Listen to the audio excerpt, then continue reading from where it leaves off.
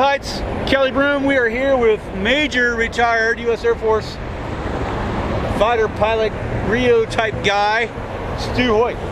Stu, how you doing, man? I'm doing well, thank you. Good to see you. Nice to have you here. Thanks. We appreciate you out and talking about this wonderful craft behind you, which is the F-101. No, it's not. The F-89. No, it's not. Oh, it's the F-4C. That's it. The F-4C. Phantom II. Phantom 2. And it's the Phantom 2 because Kelly and I were talking about that before. No one knows of the Phantom. There was an aircraft that was a Phantom. I forget what the designation was. Phantom 1. But they didn't call it the Phantom. Is that right? There was no one at the time. It was just Phantom. Anyway, nobody knows about that one. Put it in the chat if you know about that one, or call me out if you think somebody knows about it.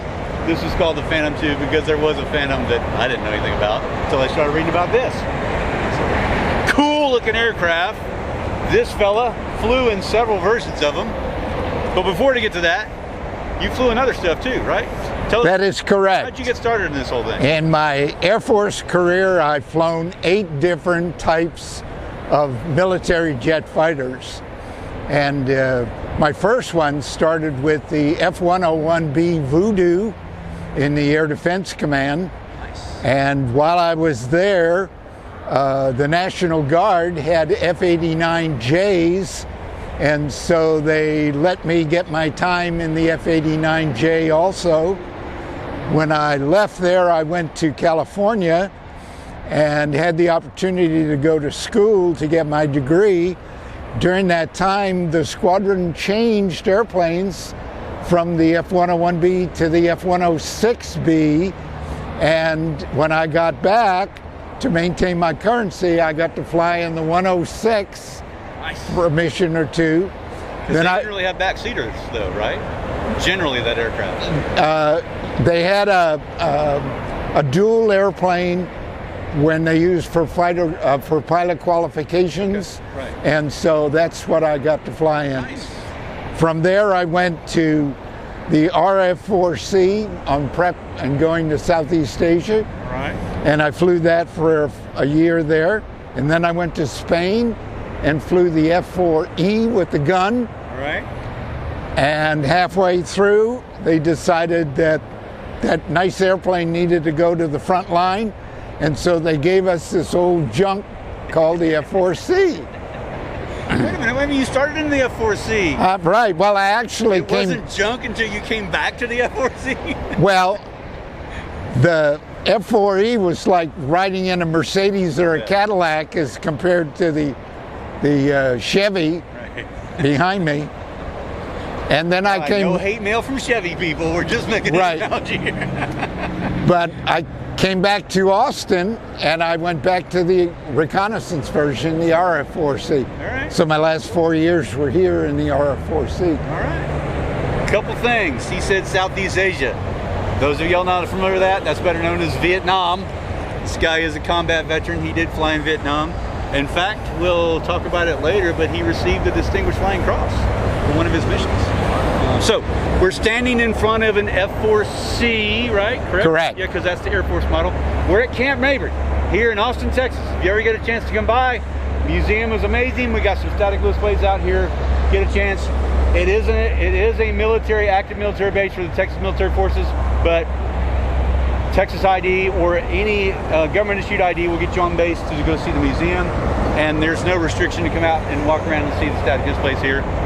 So, tell us about F-4C was the Air Force model. Correct. F-4B started in the Navy because this aircraft started as a Navy aircraft, right? That is correct. I mentioned that I flew the F-101B, which was made by McDonnell Aircraft, McDonnell Douglas, and there were a lot of deficiencies in the F-101 that McDonnell worked out into this new airplane they were calling the F-4. Okay. The Navy was the first one to buy, test it, and they put their thumbprint on it. So when the Air Force got around to buying the B, they upgraded it to the C model, but they kept the 2 seats, they kept the wings that fold, they kept the landing gear that could take an impact on an aircraft carrier, and they kept the tail hook. So all those things came from the Navy. Air Force needed a tail hook, what, for its own? Tail hooks were used for an emergency, battle damage, and we used them because the monsoons got so bad we could land on an approach end arresting and not have to worry about losing the runway going down. All right, in country. In country, yeah. And the reason that they called it Southeast Asia is because the war was bigger than Vietnam. Right. And so I was physically stationed in Thailand and flying over Laos and North Vietnam. Okay. Interesting. Yeah, so as he said, this started out, Douglas actually came to the Navy because their analysis at the time, as I've read, again, not internal knowledge here, but they determined that the Navy was the best shot at selling the new airframe. The Navy changed the parameters several times, right? They initially talked about an attack aircraft and then a fighter aircraft, and they finally made what's called a standoff, right? Can you explain that to us? Yes.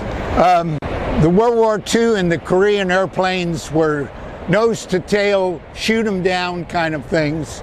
And this generation of airplane was the standoff, where they used infrared missiles and rockets to attack the airplane. The only problem with the arrangement that our government had in getting into the Vietnam War, they didn't want to hurt anybody that wasn't involved, and so we had to have physical ID. That physical ID caused you to get close.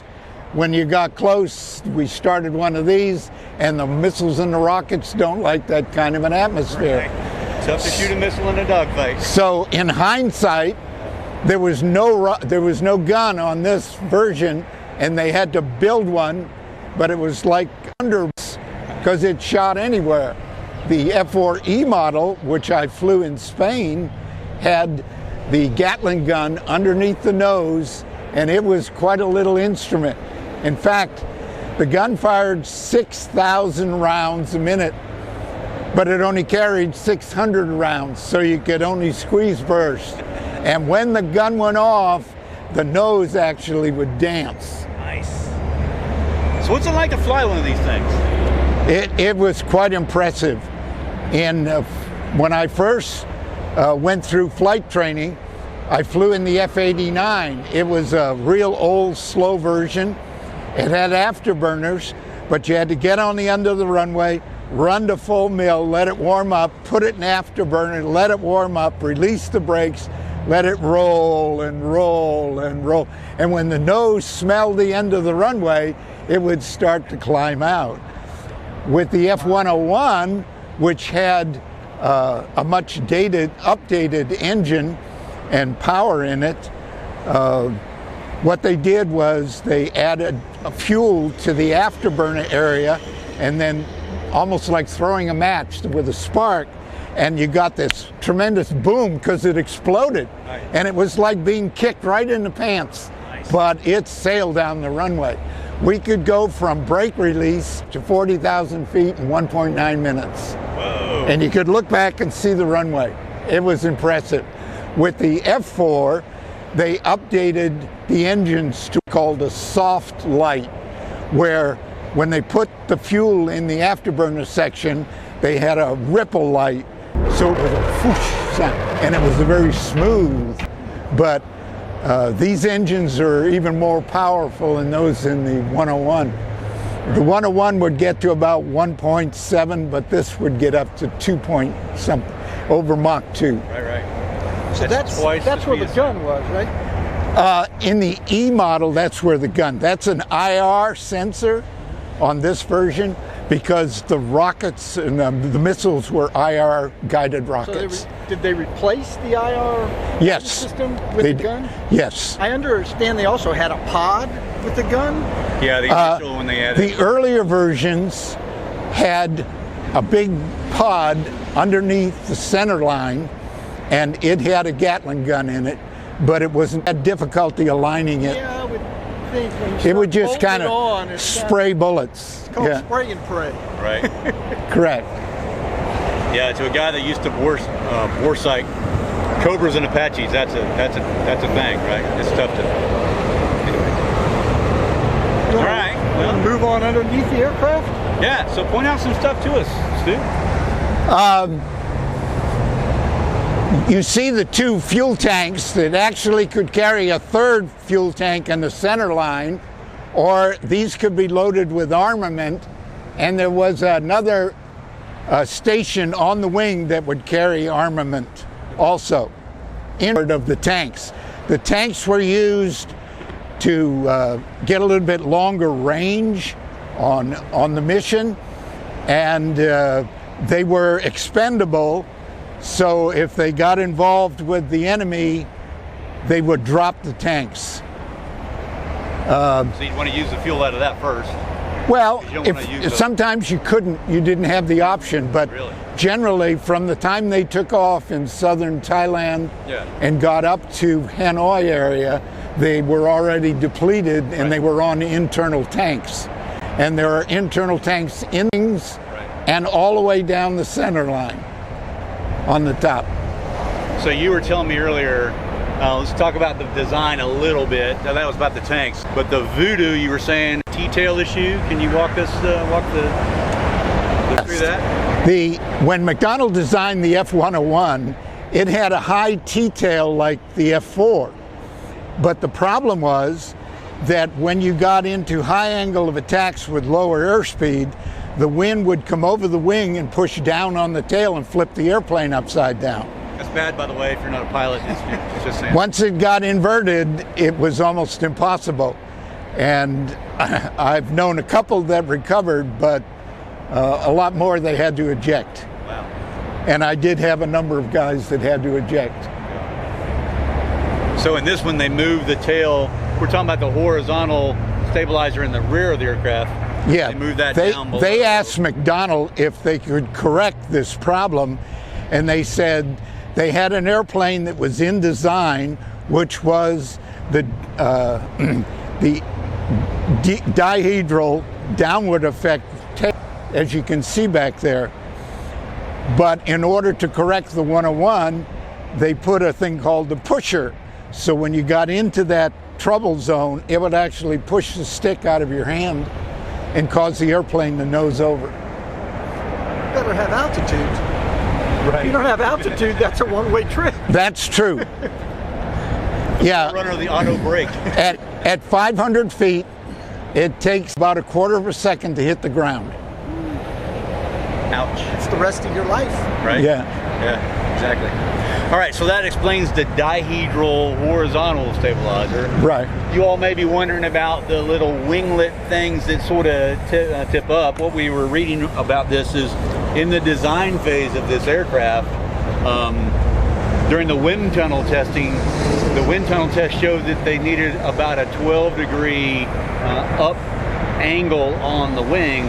And a Douglas engineer, rather than redesign the whole thing, he said, hey, why don't we just put winglets on there at a 5-degree, just put winglets on there at a 12-degree, so then the overall effect, the wing taking in a hole with the winglets, had an overall 5-degree. So then it was born. And one of the reasons that people like this, at least myself, I always love the F4 Corsair, F4U, something like that. I don't know. Put it in the chat. We'll do a whole series on that one too.